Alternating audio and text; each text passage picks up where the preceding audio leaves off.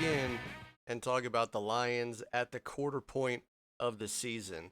Now, 4 games into this season that started slow for the Lions, but the team has now reached a bit of a flow state, coming back and dominating their last 3 opponents and perhaps coming close to ending the career of yet another old man quarterback once again as they provoke the benching of Joe Flacco and their 34-10 blowout win against the Browns. But first off, as the coolest and most underground sports podcast on the internet, we don't have any sponsorships. But even if we did, we would not be sponsored by Blue Chew.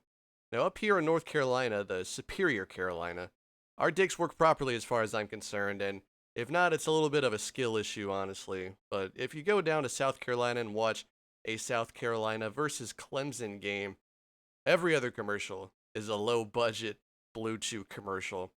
Their commercials have been getting higher production values as of late, all thanks to the states of South Carolina, Alabama, and Mississippi.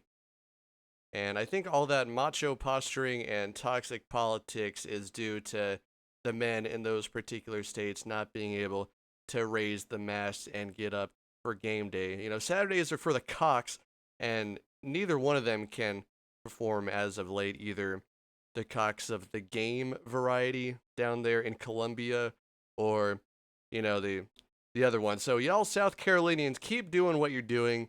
Spend money on trying to get that thing hard. I'm gonna spend all mine on these new Top SpongeBob trading cards. If we did have a sponsor, it would definitely be Tops and those SpongeBob cards. I'm trying to make $500 so I can buy a hobby box of that and hopefully get Patrick in fishnets or something like that. But anyway, you know who doesn't need Blue Chew is Joe Flacco, future Hall of Fame quarterback, right?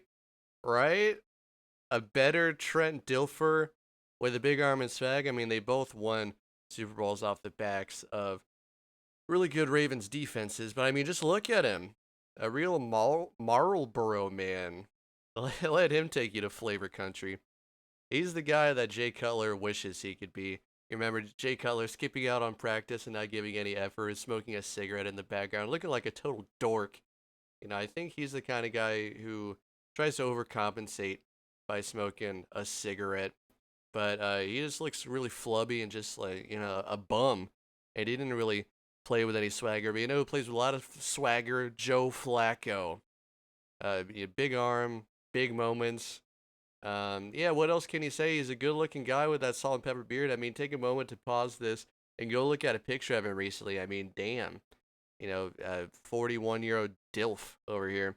Anyway, Joe Flacco came out swinging on the first drive of that Browns-Lions game, but he just looked old and washed as the game went on.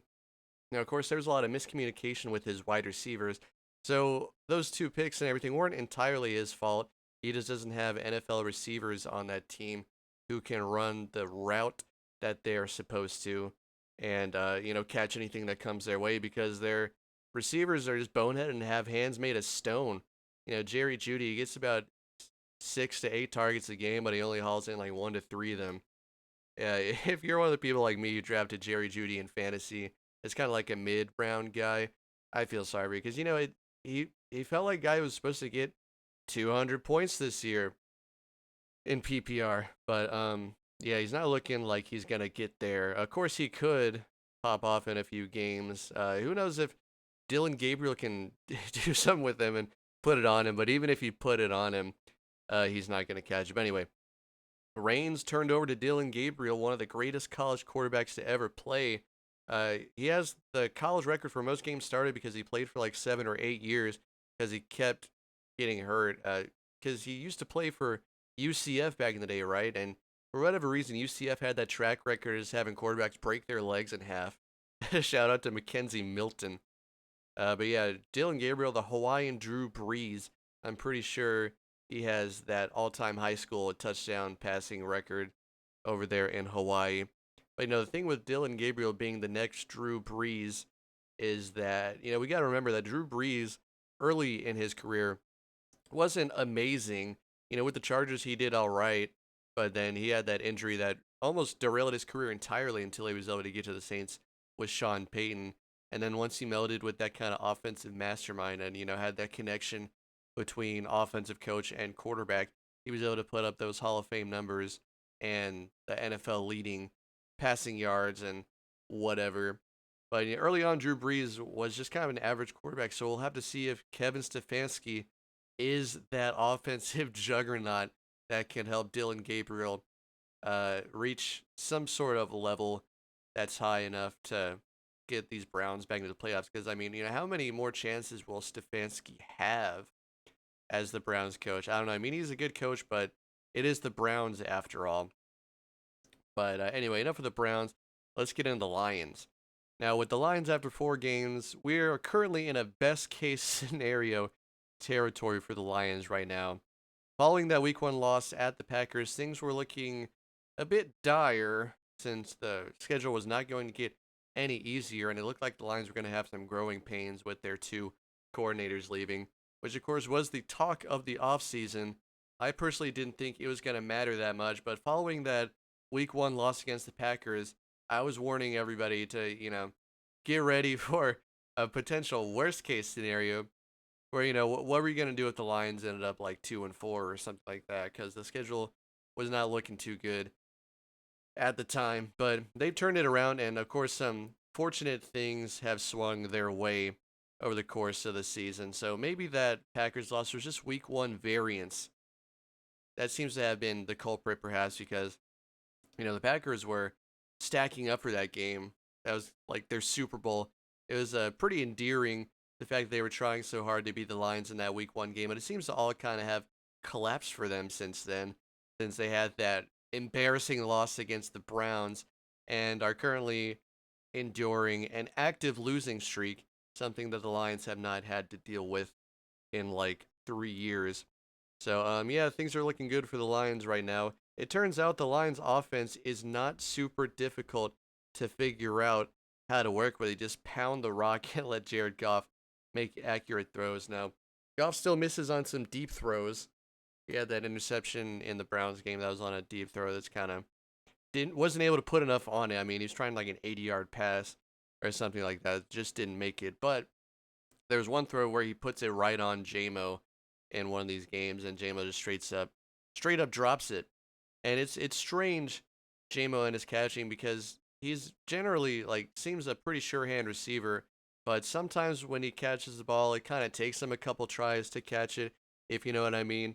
And that 49ers NFC Championship game, when the Lions offense went super cold, JMO was able to bring in a ball and kind of get the offense going again, but he still almost dropped it. It took him like 2 or 3 times to catch it. So, it's just weird. I don't know. But anyway, so yeah, that's the one part of the offense that's still a bit off, is the deep throws. But they still have a two-headed monster backfield in David Montgomery and Jahmyr Gibbs. But it just seems like other teams, opposing defenses, are just picking their poison between them, because you haven't really seen a game where both of them like go off. And I mean, maybe that's just the carrying capacity of the offense, right? You can only have one go off at any time, and that's just how it is, which is good. It's good to have 2 running backs who can pop off and carry the load on offense at any given time. But what we're starting to see with Gibbs is a little bit of the Barry Sanders treatment. Now, what do I mean by that? Well, Gibbs is obviously a very, very, very good running back. When he gets in open space, he's gone. But teams are really starting to key in on him and kind of corral him sometimes, and at least a lot of negative rushing plays. And Barry Sanders, greatest running back of all time, obviously, but he also has the career record for most negative yard rushing attempts. So, other teams are starting to key in on Gibbs, and it's kind of tough sledding for him, although he's still having a pretty decent year. I think he's still having like 4.5 yards per carry. But, teams are starting to take him away, so the Lions office needs to figure out a way to get him to, I don't know, find some open space for him and stuff like that, or try to have some more creative ways to get the ball in his hands. Maybe use him as a decoy in certain situations, and then get the ball to him later. Because opposing teams are starting to clog up on him and key in on him, and it's difficult for him. I mean, he still finds open space sometimes, and if he finds that, he's deadly because he's so fast and he can get way ahead of the defense. And there is definitely sometimes where he's able to get to the edge on certain plays and just outrun edge defenders. But there are also some times where he just runs into a brick wall and there's just nowhere else for him to go. And Plus him in the passing game. That's something that the Lions have always tried to do to get him going in the passing game. But this year, I think it's even worse than in years before in terms of his yards per catch. It's probably like 4 yards per catch at this point. So maybe they need to find better ways of getting him in space further down the field, perhaps, because he's just catching a lot of checkdowns, and teams are able to get to him really quickly. So, Gibbs, they're starting to try to take him away. It's not that he's totally unusable. I don't think he ever will be. He's too talented. But they definitely need to figure out different ways of getting him the ball because other teams are gonna see him on the field and just like Calvin Johnson back in the day, the other teams would put like 3 or 4 DBs on him. I mean, Calvin Johnson would still slay, but the same thing kind of going on with Gibbs. Teams are trying to take him away, and if nothing else, make sure that he doesn't get it. So, and then Amon-Ra St. Brown on the other side, having a career year it seems. Touchdown magnet, currently leading the league in touchdowns. I mean, he had like 3 in 1 game, didn't he? So have we reached prime Sun God yet? I don't know. We might not have seen the peak of this guy's career, which is scary. I know he's silencing the doubters again because everybody's always saying, slot merchant, blah blah blah, whatever you want to throw at him. But no, he's still consistently one of the best receivers in the NFL. And then in terms of the defense is getting a lot of sacks, which is pretty crazy because in years previous, they were one of the best teams at pressuring the quarterback, but they were never always able to get home. Now, of course, a lot of that stat is carried by the game against the Ravens where they got like 7. But still, they're still getting a lot of sacks. Aiden Hudson getting several. Al Muhammad getting in there too. He's a good player, man. He's a really good player on the edge. The hero of Thanksgiving last year. He's a really good, like, waiver wire pickup, I guess you could say. Who needs Marcus Davenport, who's on IR yet again? Yeah, Lions defense doing very well. The corners, DJ Reed going down probably for the season. Not a good sign. And, Terrion Arnold still a magnet for pass interference. I think that he's just not getting the benefit of the doubt a lot. I think that referees are seeing him do anything and just throwing the flag. But, good to have a corner who's sticking coverage.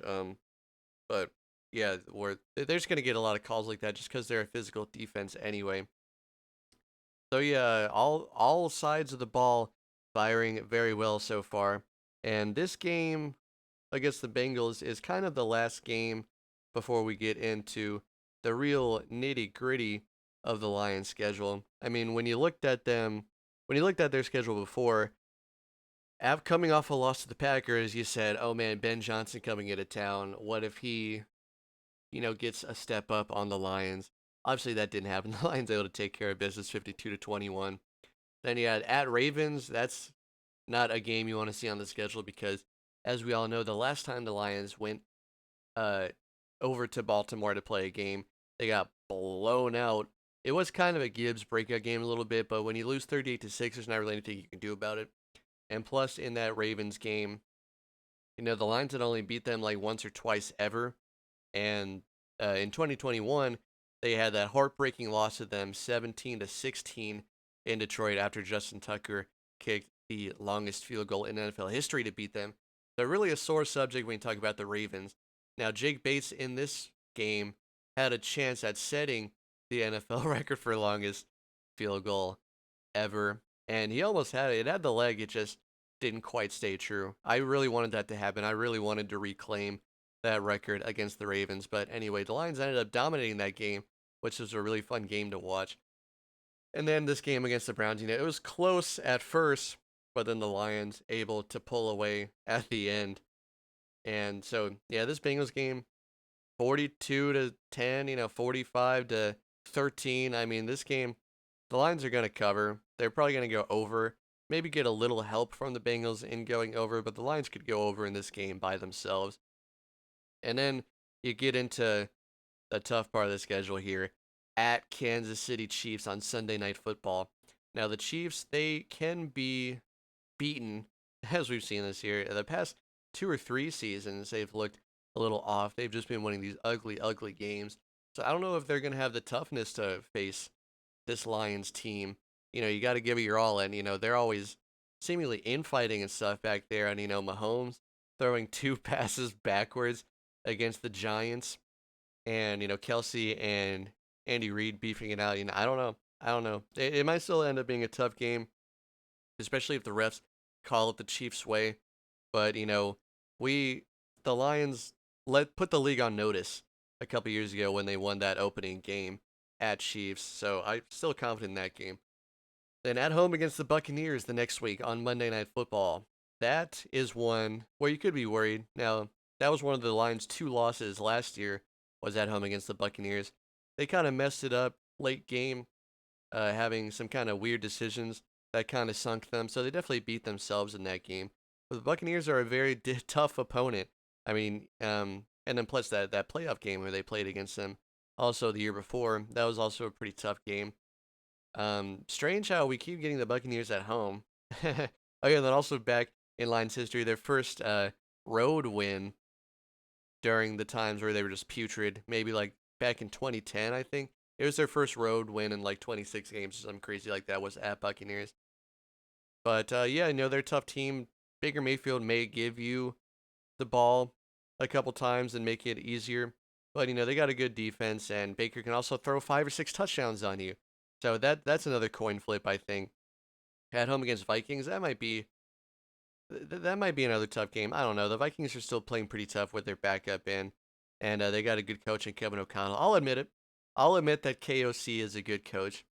Then at Commanders, again, is this the same team that they were previously? I don't know, but they're probably still going to be tough. Plus, we might still have that monkey on our back from having them beat us in the playoffs. At Commanders, do they have a strong home field advantage? I don't know. It's still maybe a tough game. Then at Eagles, November 16th, another Sunday Night Football game. This is one that I really hope that the Lions win because I'm sick and tired of the Eagles. We need to send it, man. Full send. Beat the shit out of the Eagles. That'd be awesome. That's one that I would look forward to, really taking it to the Eagles because that first game of 2022 when we lost at home to them 38-35, oh, I was so mad. So yeah, it would be really nice to be able to cement ourselves as top NFC contenders and knock off the Eagles. And I mean, it could be a matchup that favors us pretty well because we have such a good run defense. If you can shut down Saquon, shut down Hurts, force Hurts to throw it, that's unimaginable. Jalen Hurts having to throw his way out of a game and into a win. So, it's definitely a game that could favor the Lions. At home against Giants, whatever. At home against the Packers on Thanksgiving, I really hope they win this one. But the Packers could sneak up on them again. I hope not. Then, you got at home against the Cowboys, I will blow them out. Don't even worry about it. At Rams, that could be a difficult one. At home against Steelers, Aaron Rodgers coming back into town. Hopefully you take care of business there. If Rodgers even makes it that far into the year. Then at Vikings, at Bears to finish out the year. At Vikings on Christmas. Yeah, I wouldn't be surprised if it was snowing. That'd be awesome. A white Christmas game against the Vikings at Vikings. And then yeah, at the Bears. Who cares? That could be an even tougher one with it blowing really windily and throwing us off, but just pound the rock, it doesn't matter. So, season outlook, yeah, they might lose like 4 games. They're going to be totally fine. Uh, Hopefully competing for the first seed in the NFC. That'd be really nice. So, yeah, maybe 2 or 3 losses, best case scenario. And yeah, we're looking good. Lions are back to looking good. So just don't let this game against the Bengals be a trap game. But Chase Brown fantasy managers hope he gets some catches because they're not running the ball. How many sacks will the Lions get is a big question. It'll be open season on the quarterback for sure. This is what I would do. You take the coin toss if you win the coin toss. You just elect to receive and you don't look back. Let them play from behind the whole game. And I mean, after 2 or 3 possessions, just break their will, go up 14-0. Bengals receivers might get some big catches, probably going to get some PI calls, but I think that that's going to be like the extent of what the Bengals can do on offense. The Lions will out effort the Bengals 1000% because the Bengals are checked out like I've never seen before in any team. Joe Burrow goes down, and that's it. Jamar Chase, 0 effort. The defense is a turnstile. And great time to have the Lions defense in fantasy because there will be sacks, forced fumbles, and interceptions galore Only issue would be the Lions defense not being on the field because the offense might just pop off for a few more 10-minute drives, especially if the Bengals drives stall out at midfield and they punt. The Lions get the ball from the 5 or the 10, but they still go on a 90 plus yard scoring drive. That's definitely an option. So expecting a blowout, Lions cover easily. Don't let this be a trap game, but with how Dan Campbell gets everyone ready, that shouldn't be an issue. And yeah, we're back to being confident in the season. No more worst case scenarios. It's only best case from here on out.